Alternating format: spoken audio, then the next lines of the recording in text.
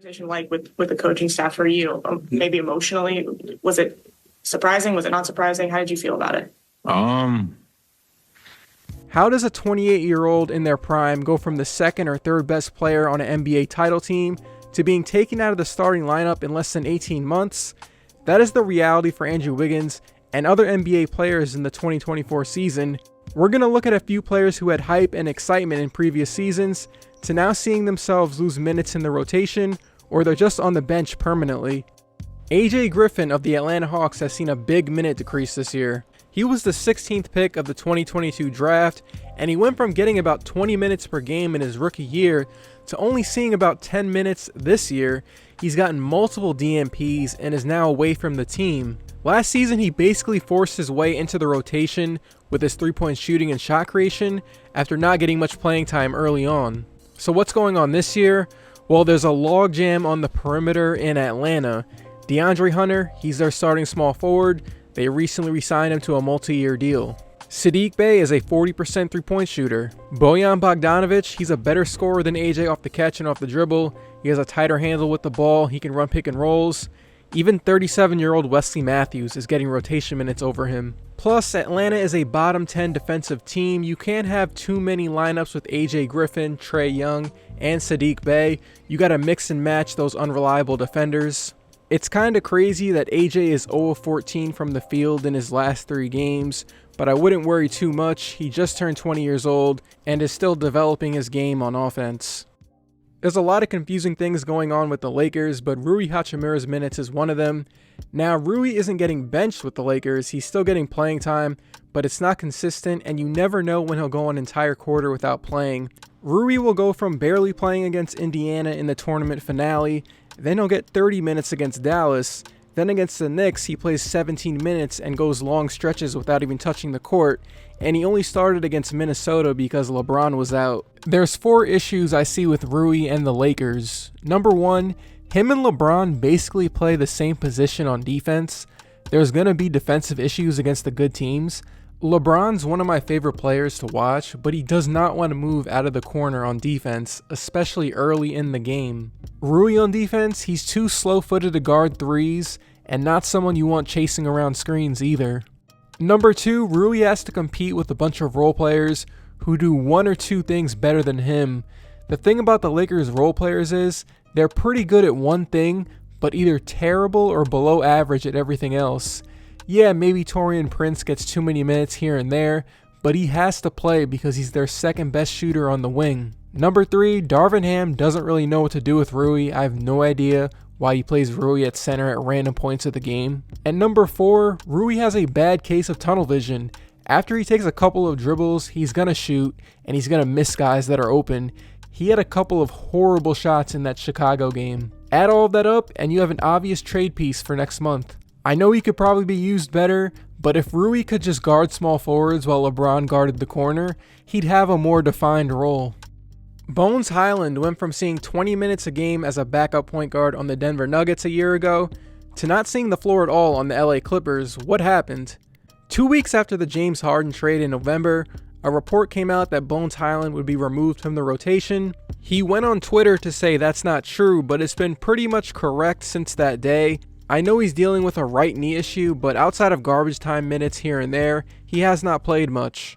I'm not sure where Bones thought he was going to fit in the rotation and overtake James Harden, Russell Westbrook, Terrence Mann, and Norman Powell in the rotation. Those are the guards, and Paul George sometimes slides up to the 2 when the Clippers want more size on the perimeter.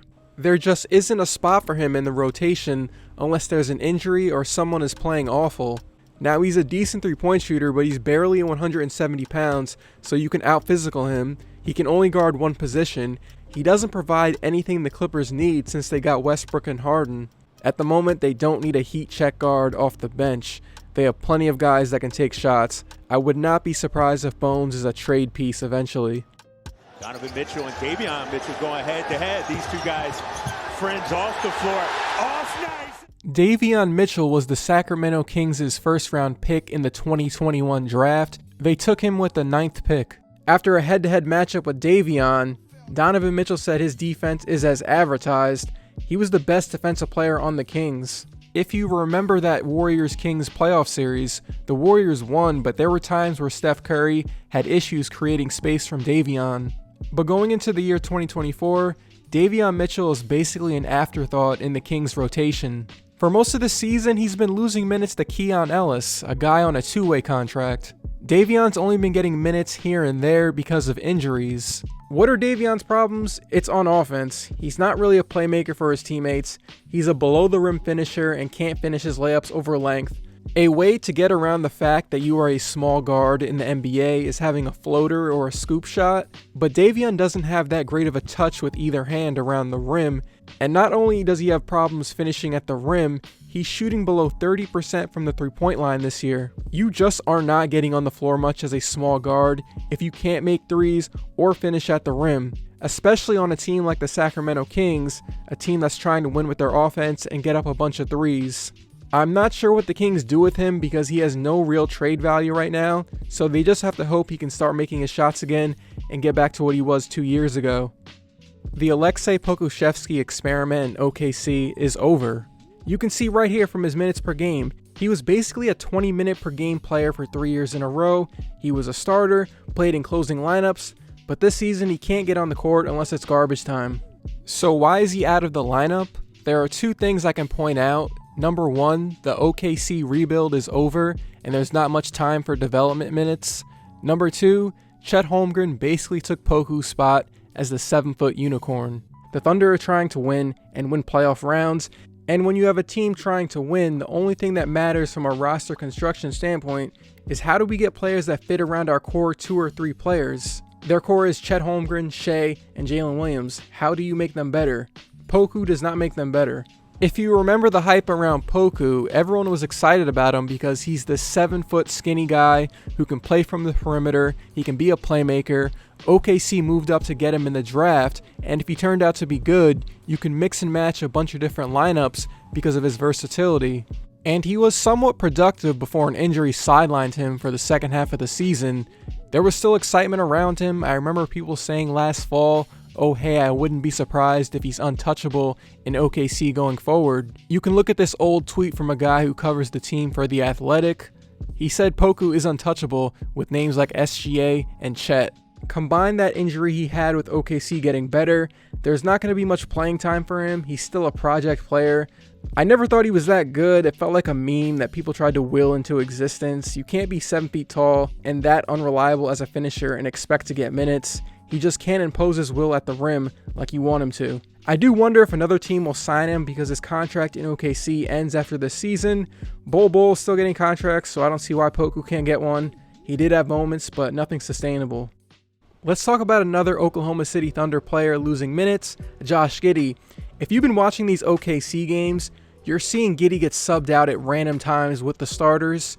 The game where Shea hit a game winner on Denver, Giddey got subbed out in the middle of the second quarter, and for most of the fourth quarter, even though he starts the game, OKC is slowly dropping his minutes, but it's not enough. He's been a negative player on both ends of the floor all year. They leave him open in the corner. He's getting treated like a cone on defense. I watched Michael Porter Jr. slide past him multiple times with the ball. He's 6'8" without a strong finishing move at the basket. That push shot below the free throw line, that's like a signature shot at the rim. And the worst part is, a lot of his minutes are with Shai Gilgeous-Alexander, who could be the MVP, and you want Shai out there with as much space as possible because he likes to operate in those tight spaces where he gets to the free throw line. The fact that OKC is this good with Giddey being a bad defender and non-shooter speaks to the other 4 guys in OKC's main lineup. He's going to ruin them in one of these playoff games in about 5 months. Jaden Ivey has had a strange sophomore season with the Detroit Pistons. He was a starter in 73 out of 74 games last year, but in this season he's already come off the bench 16 times. What is going on in Detroit? It's been reported that Ivey didn't have any conversation with head coach Monty Williams about coming off the bench. Now look, I don't think there's anything wrong in principle with benching young guys or taking away their minutes. Ime Udoka will take away minutes from Alperen Sengun and Jalen Green when they're playing horrible. The big thing long term with Jaden is, okay, you're really good at converting layups, but let's tighten your handle up a bit so you can get to the basket more. When he gets that space, he can score, but there are way too many times where the ball just kind of slips out of his hands and it's at his chest. That's what it looks like when I dribble a basketball too long with my left hand. You can easily point to Jaden's 3-point percentage off the catch and off the dribble dropping, but I don't like how Monty has handled this situation. He's in his second year. He still has a lot of promise because he had a really nice second half of his rookie year, but my guess is he's going to be used as a trade piece. Appreciate it if you made it to the end of this one. My next one will probably be about people who were on the bench last year and they're getting starting minutes today.